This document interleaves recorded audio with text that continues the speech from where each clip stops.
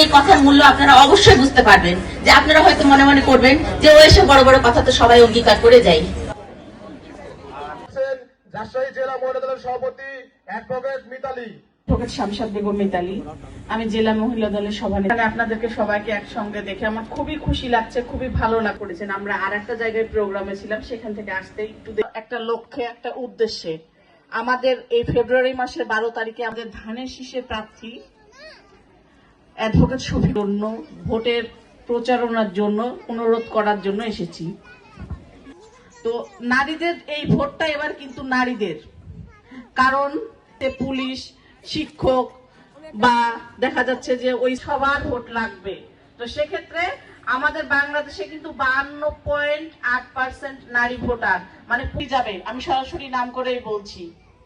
তো আপনারা এত দূর আসছেন, এখন যদি জামাত সামনে, আপনারা চান না যে আপনার মেয়ে যারা লেখাপড়া করছে তারা চাকরি করুক?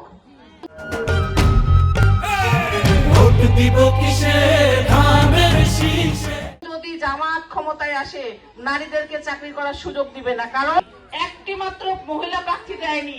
এখানেই আমরা নিজেদের অস্তিত্বের লড়াই, নিজেই বিএনপিকে ক্ষমতায় না নিয়ে আসতে পারি, বাংলাদেশের যে গণের মতো রাষ্ট্র, এটা চান আপনারা? চান? অবশ্যই আমরা চন্দ্র নিয়ে আসছিল আমাদের খালেদা জিয়া মা। উনি গণতন্ত্রের কোন রকম উগ্রবাদী কোন সম্প্রদায় যেন বাংলার জায়গা নাই। নিজের ছেলে মেয়ের বিয়ে বলেন, নিজের বিয়ে বলেন, গোপন ব্যালটে হয়। তো গোপন ব্যালটে গোপন কাজটা। তো সবশেষে আমি বেশি কথা বলবো, কত সুন্দরভাবে নারীদেরকে সুরক্ষিত রাখবে, যেহেতু উনি কথা দিয়েছেন যে এই কার্ডের টাকাটা আপনারা নারীরা ব্যবহার করতে পারবেন। আর যার কাছে টাকা থাকে নাই, যদি জামাত ক্ষমতায় আসে আপনাদের ছোট ছোট মেয়েদের বিয়ে দিয়ে দিতে হবে, কারণ উচ্চ শিক্ষিতের সাথে তার জন্য দোয়া করবেন। এবং ধানের আসসালামু আলাইকুম,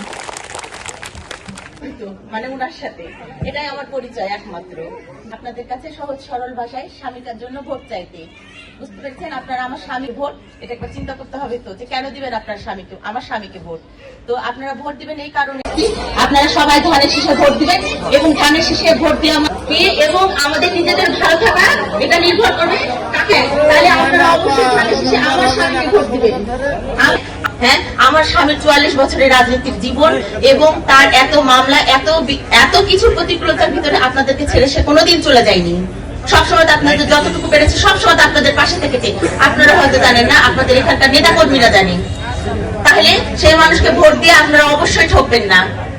আপনাদের সবকিছুতে উনি পাশে থাকবেন এবং আপনাদেরকে এইভাবে সবসময় সঠিকভাবে সিদ্ধান্ত নেওয়া এবং কথা বলার আপনাদের স্বাধীনতা থাকবে। যে ঠিক আছে, আপনারা অনেক কষ্ট করে অনেকক্ষণ থেকে বসে আছেন, এজন্য আপনাদের কাছে সবার কাছে আমি খুবই দুঃখিত। মানে কি বলবো, আমার একটা ইচ্ছাকৃত ভুল না, আসলে এক জায়গা থেকে আসতে যে একটু দেরি হয়ে গেছে। তো আপনারা আমাকে এই ব্যাপারে ক্ষমা করবেন। আর যেহেতু আমি কোন রকম রাজনীতির সাথে কোনো কিছুর সাথে যুক্ত না, আজকে শুধু ঘর থেকে আপনাদের মতো বের হয়ে এসেছি স্বামীর জন্য। তো আমার কথায় যদি কোনো ভুল ত্রুটি হয়ে থাকে সেটার জন্য আমাকে ক্ষমা সুন্দর দৃষ্টিতে দেখবেন। এবং সব শেষে বলবো, আমার স্বামীকে ধানের শীষে আপনারা ভোট দিবেন। ভোট দিবেন কিসে আপনারা?